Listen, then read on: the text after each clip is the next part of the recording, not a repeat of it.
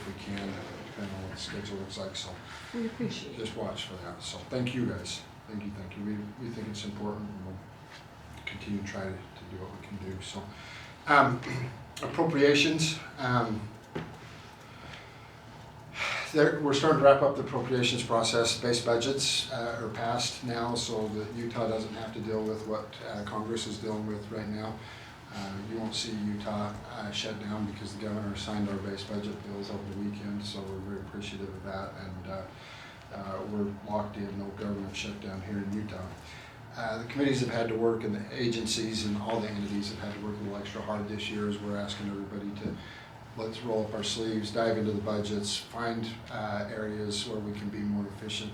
The goal is 5%, as you guys know, it's been loudly talked about. I will just say some of the reporting I've seen has been really disappointing in regards to we're cutting education. That was never the intent, that was never what was set out. Same thing with the DSBD waiting list and some of the other things. Now, if those agencies threw in certain things and wanted to cut certain things, that's what their recommendations were, not necessarily what ours were. Our fiscal analysts obviously just were looking and saying, hey, here's some ideas for you to look at and consider. But I just want to be clear that with some of these, like social services, like education, we're not cutting those areas. In fact, with the base budget bill that just passed, there was a huge increase already passed for education funding. But what we're saying is similar to what we did with higher education in those areas. Look into every one of your programs, please, and tell us the ones that are working, where the efficiencies are. Please look at your administration, so on and so forth. So that's the goals on this. Now, some of the other departments, are maybe not as fortunate, but they're not as high a priority. So, guys know, passing the budget is probably one of the legislature's top most important things. So. The child tax credit bills will be moving this week. We have HB 290, Tracy Miller's child tax credit expands the child tax credit. As you guys know, the House is really focused on families, making life more affordable here in Utah. That's one area where we think makes a lot of sense. There's another one, but Jason Thompson's child tax care credit, or child credit, is one that we put as important as well. So, and we had a huge win for the Great Salt Lake. This is something Representative Snider's been working on for a couple of years now. This goes clear back to the big fight that we had a few years ago with the mineral companies. Kind of helped,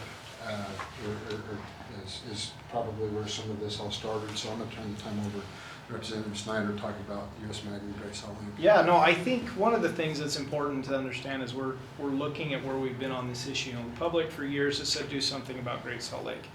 And this week is just one more of those somethings that we've done. You go back just a couple of years ago, every drop of water that reached the Great Salt Lake was considered wasted. There was no legal mechanism to keep that lake from being literally evaporated down to zero. And now with this recent addition, about 140,000 acre feet, we're knocking on that 500,000 acre feet of saved water for the lake.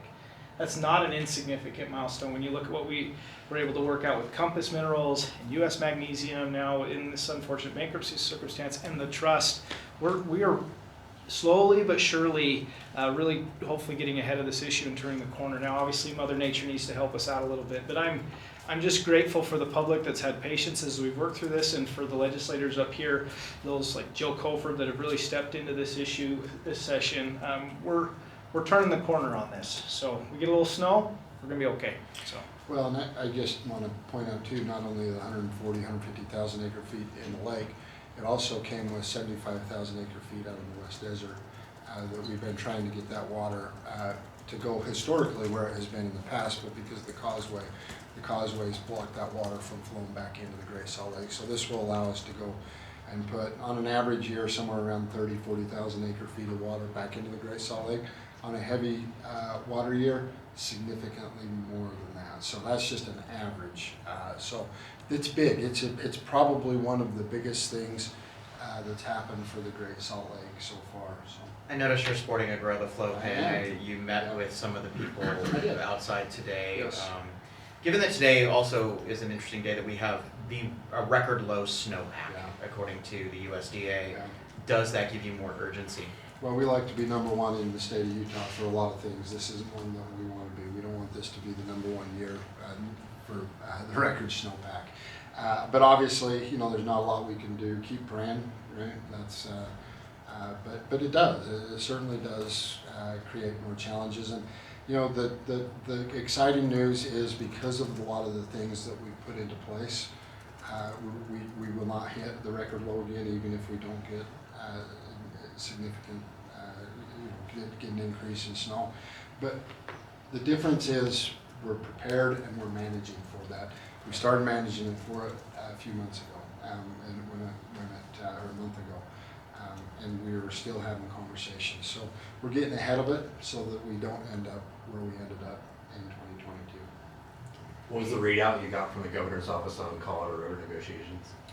You know what, I actually had an opportunity to speak with the governor on that. He was very optimistic. He feels like there's a chance there to get a deal. I don't want to take the thunder away from the governor, so, but it was very positive, a very positive meeting that was had. I don't think any of the states went into there with a very positive attitude, but he said the Department of the Interior did a fantastic job, his words, in laying out information, the gravity of the situation, which we already know, but just then putting additional pressure upon the states to come up with an agreement. The governor felt a lot better, and again, I'm not going to speak for him, I'll let you all talk to him, but I know that he felt a lot better after that meeting than he did going into that meeting. One of the things too on that, so the governor's been really clear about sort of this coalition of the willing. I think here in the House, we're just grateful for the governor stepping out and really leading that charge on the coalition. Utah is, you know, we do things a little bit different here in Utah. We're grateful. I think 5 of the 7 states are in a pretty good position and trying to find a pathway forward. There's 2 states that are being difficult, one in the lower basin, one in the upper basin. So trying to bring those 2 states along is, I think, everybody's top priority right now. Let me ask you, speaking of cross-border issues, did you speak with your counterpart in Idaho about the resolution over the weekend? You know, I didn't have a chance to. We tried to put together a dinner, but it didn't work out. But Representative Snider's been in contact. I'm just going to say, for the record, there are 2 wonderful mics in the Idaho as Speaker of the House there, and the mic here.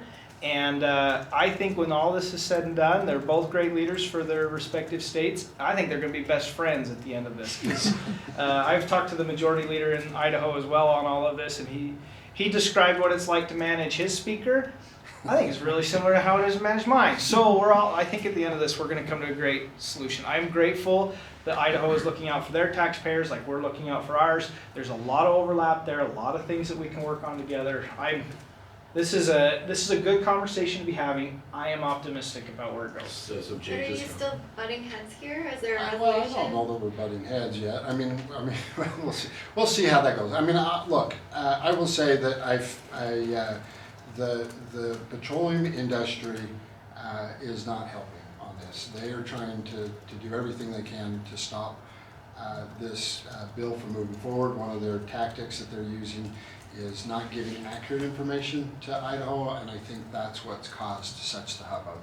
And I think, you know, hopefully once we help Idaho understand that this one is definitely not targeted towards them at all.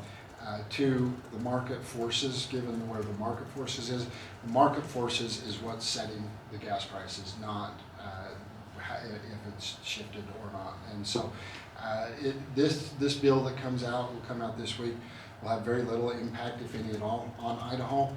We want to work through those issues with Idaho. Idaho is a great state. We have a lot of respect for Idaho. We've been great partners over the years. We want to continue that. You know, I am critical. I think it's ridiculous to say that we're going to stop water from going to the Great Salt Lake. I just think that's childish. I've said that.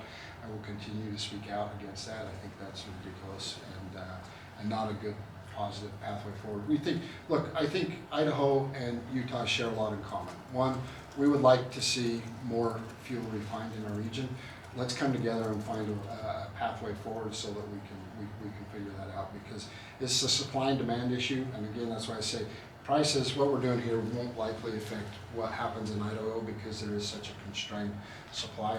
But what will impact prices in Idaho, if we can find a way to But at this point, increase more fuel. based upon your conversations, are they dropping the resolution? Because you're I- clearly not dropping a gas tax bill. I think both parties are defending their constituents, and we're gonna just keep working on these hard It's a issues. resolution. I'm not worried about a resolution. In fact, I'm quite honored by the resolution, okay? So, See, remember how I said like, we're all just trying to manage folks here? yeah, so their resolution's fine. We want to just keep the open dialogue. We want to keep talking. We want to work together to benefit Idahoans and Utahns. That is what our priority is here in Utah. What was the inaccurate information the petroleum industry gave them? 25 cents a gallon. I mean, that's just flat out ridiculous. You know, it's not going to raise prices at all 25 cents. It's not. So, That's the most frustrating thing to me in all of this, is the petroleum folks have shared things that were shared in confidence, have tried to blow this up and use the legislatures in their respective states to achieve their objectives, Yeah. which is high price for the residents of Utah and the residents of Idaho. So they're trying to play us against each other in order to benefit themselves, and that's frustrating. yeah, and it's Representative Snider is absolutely correct. I mean, that's what happens when we get lobbyists and some of the biggest corporations in the world, most profitable corporations in the world involved. They're doing all they can to create controversy, because they know that's, at the end of the day, if they can create enough controversy, they know they're likely to lose on the policy, because it is good policy. So that's what they try to do, is create controversy and put two states, great states, Idaho's a great state, to pit them against Utah. It's just wrong, and it's sad, to be honest with you. And and again, nobody wins in a tit for tat scenario. I mean, you haven't. I mean, people start going down the plug of we're going to do this to Utah. Well, okay, what does Utah do to Idaho? Like, we don't even want to get into those discussions because we think it's childish and not the right way forward. Let's look and find ways where we can benefit both Utahns and Idahoans. That's our goal. Speaker, I wanted to ask you about your bill that is your only bill. I know it's rare for you to actually sponsor one. Yeah. The Sentencing Commission. Yeah. And I hear consternation from defense folks who are worried about being shut out of that. Can you talk about, I guess, first the rationale for the bill, and also respond to the criticism that they would offer, and that is they should be part of the commission? Yeah, well, I think overall the rationale, we can point to specific circumstances. You guys have heard me point to specific circumstances, and it got highlighted with me on the Torgerson issue, and the courts coming out saying that Torgerson was justified because he was following the Sentencing Commission. Again, you just come back to that, look at that Sentencing Commission report where it says a recommendation, I think it was from 0 to, where's Jake, 210 or 250 days, I can't remember what the 0 days incarceration. I mean, think about this. This is a person who, this was the second offense he'd been caught for, okay? Had over almost 360 if I remember right, pornographic images, child images between videos and pictures, and he gets off with a slap on the wrist, and then to point to the Sentencing Commission. The courts pointed to the Sentencing Commission, and I've heard this not just in this. This is one that one of the instances that I think everybody can understand, because there's been so much public media coverage on it and everything else. But as I have conversations with law enforcement and prosecutors, they're all frustrated with the sentencing guidelines that are coming out of the Sentencing Commission. And is this the right fix? I don't know. You have to start somewhere, and so that's where we chose to start. I've got several meetings on it this week. I had a few meetings before. The proposals that were laid out to me, I don't think fix the problem. I've asked all the parties to go back and come up with a solution to fix the problem. If my bill doesn't fix the problem, I believe that it does, but if there's a better way to do it, I'm all ears and want to work together collaboratively. So that's where we're at in that process. That the solution might be to keep the defense attorneys as part of it? Yeah, I mean, look, the ultimate goal isn't to take the defense attorney's voice away. They're just the ones that advocate for 0 days on such a heinous crime. And so 0 days of incarceration. And so if there's a different way, or if there's other problems out there that's causing a recommendation of, again, somebody that's committed that serious of a crime, recommending 0 days incarceration, like, it just doesn't, it's not working, it's broken. My goal is to fix it. We want to work to get together collaboratively with all the stakeholders to fix it. So, including, Senate, we want to have conversations with those in the Senate to get their thoughts, and so that's where the process is at. So ultimately, the outcome we want to see is more, the recommendations to be more serious or harsher sentencing. For these types of violent crimes and sexual assault types of crimes, absolutely. Yep. I mean, it just is sad. And again, and you heard me say it in committee, look, when I came in the legislature in 2015, there was a big push nationwide to say, let's do more reform, and less incarceration. Well, it's been 11 years since that bill passed, and it hasn't done what we thought it would do. And so I think it's, we need to look at it back and sit and say, look, I believe there was a time when the legislature, it was at fault as well, but now it's time for us to fix it, and so let's work to fix it. Well, and I think the other thing too, just on that, is on the other side of every one of those images is a child and a victim, and somebody who was put in some of the most horrible positions imaginable.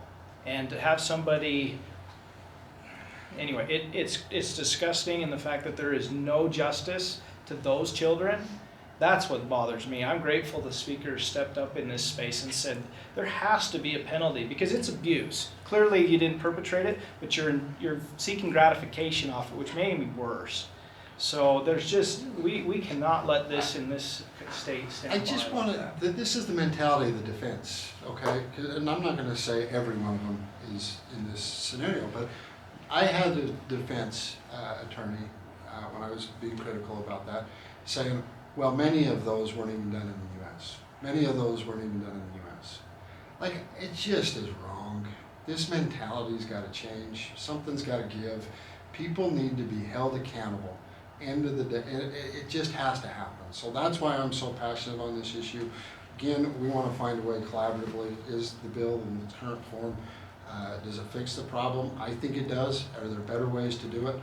I'm open to it. Why not run a bill specifically to increase those types, the penalties for those types Well, of crimes, rather than change the makeup Well, of and the sentencing? you heard me talk a little bit about this, and again, I think, it's the legislature's constitutional role. We've delegated that to the Sentencing Commission.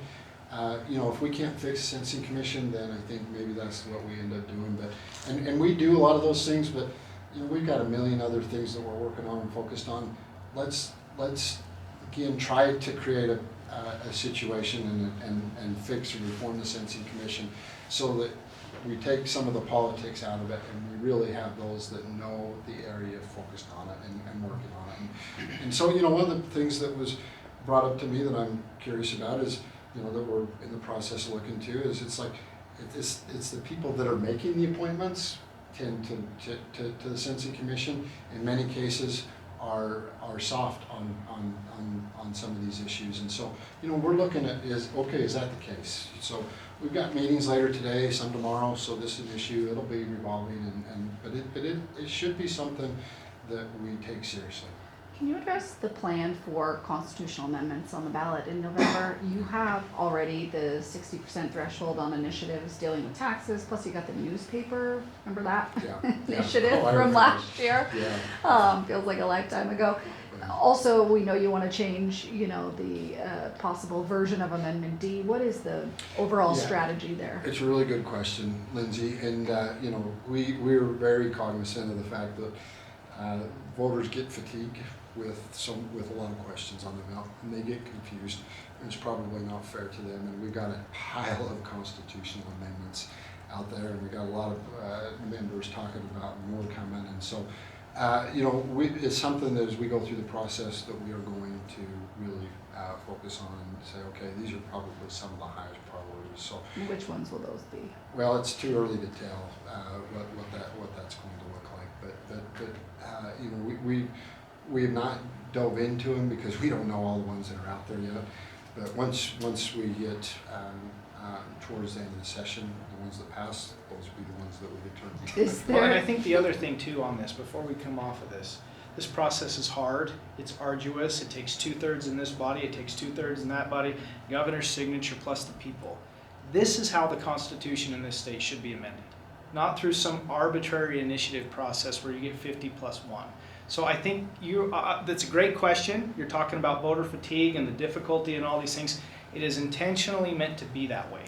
And so this alternate reform power that the Supreme Court has found, I don't know where, somewhere, is ridiculous because it undermines this whole process, which is meant to be very deliberative and difficult, because that document has to outlast all of us in these chairs and all those members on the floor. So I just want to flag why this is such an important process. Yeah, our founding fathers made it hard to change our Constitution on purpose. is there any chance you take you take the 60% threshold provision that's already on the ballot and amend it? I don't know that we've had those discussions. Yeah, we're still having conversations around what that looks like. We just have time for like 2 more minutes. To your point, Representative, is amendment B going to come back in the form it was in 2024, or is it going to be changed? Because this president and I think the speaker both said that they intend to run a constitutional amendment to limit initiatives and clarify the power structure. We haven't seen it yet. Yeah, What's that going to look like? I think we want to be deliberative, right? This is, honestly, however we land this in this discussion that we have on this issue is probably the most important discussion we will have up here. In my tenure here in the legislature, it certainly is. And so what we don't want to do is get ahead of ourselves. We want to have a discussion. I don't know the timeline, I don't know the substance, but we are working on it. What does it mean then to alter and reform the government? Like, what right does that give if it's not to change the structure of government? Because you're saying it's the legislature's power, right? Not the initiative No, power. I'm saying the power to amend the Constitution lies with the people. And it has checks on all of that with their representatives in the House and their senators in the Senate and their governor downstairs. This just arbitrary, we can put anything on the ballot and totally upend the whole system, does not exist in our Constitution. It has never existed. And In fact, the Supreme Court rulings prior to this Yes. created created the people's right to reform through an initiative as equal to the legislative branches. There were Supreme Court decisions prior to this. So, again, like Representative Snider said, this is probably one of the most important issues facing the state moving forward. We're going to be very thoughtful, deliberative about it.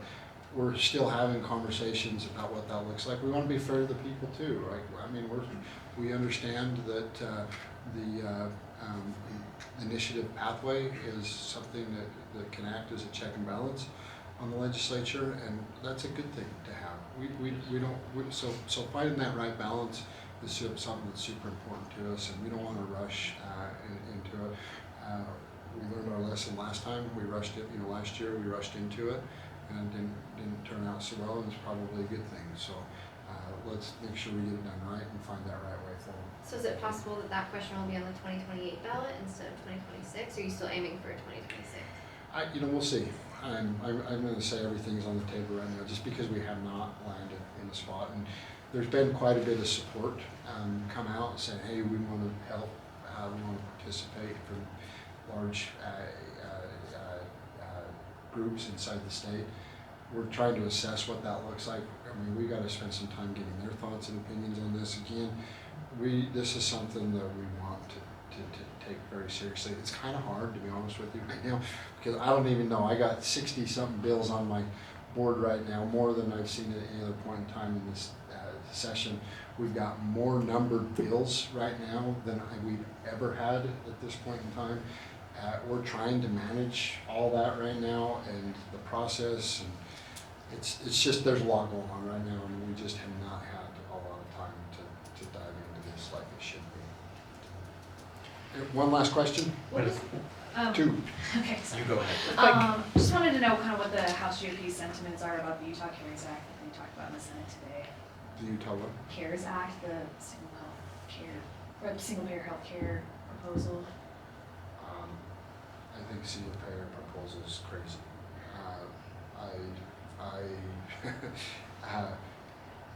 That's turned over to the government, right? Single Yeah. payers, yeah, that's, there's a reason why Utah has, or sorry, the United States has some of the best healthcare in the nation. Do we need some reform around it to control the cost? Absolutely. But I don't think government-run healthcare is good for the citizens of Utah. So, you got anything you want to add to that? No, I've lived in parts of the world where that's what they do, and I wouldn't recommend it, so. I don't think, turning more power over to the government is, I think, a bad thing. We need to be looking at taking away things from the government personally, so, Ben? you have- I was just gonna ask, when you talk about having so many bills, does that give traction to Representative Okerlund's resolution now to limit the number of bills that can be proposed? Well, I know, Casey and I, Representative Snider and I, Leader Snider and I. Casey's fine. We've had a lot of conversations around this and really worked hard with our caucus. We're hoping to self-limit this. If you look at the number of bills being proposed out of the House, it's less this year. You look at the number of bills being proposed out of the Senate, it's significantly more this year. So we hope that rather than put some sort of a mandate on that, where you could possibly, use the argument, it's like you're squashing somebody's voice because they can only propose so many bills. Rather than do that, we're asking our representatives to impose self-limits. So, and it's worked. I mean, we had conversations with a lot of members after, as we've been really hitting on this. I said I was going to run these bills and then walked away from them.